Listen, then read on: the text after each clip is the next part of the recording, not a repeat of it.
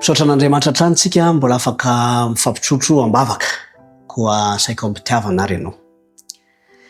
Misaotranao zay re tsara indrindra sy any an-danitro mbola afaka manonona ny anaranao amin'izao fotoana izao, indrindra mangataka famelan-keloka hatrany amin'izao vavaka izay tianay mba hoentina eto anatrehanao izao, dia namanay nomeny afo fanekena.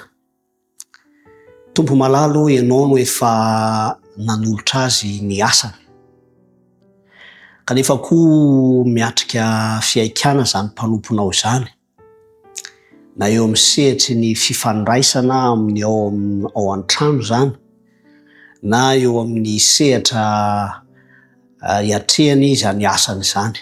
Tompo malalo, ianao no mahafantatra ny tsipiriny, fa ny angatanay aminao dia mba hanomezanao azy fahendrena ahafahany miatrika ny olana na mety fisedrana izay mandalo eo amin'ny fiainany, ary manoloana izany asa izay fa ianao no nanome azy izany, dia omeo azy koa ny fahendrena ahafahany manana fifandraisana tsara amin'ireo mpampiasa azy.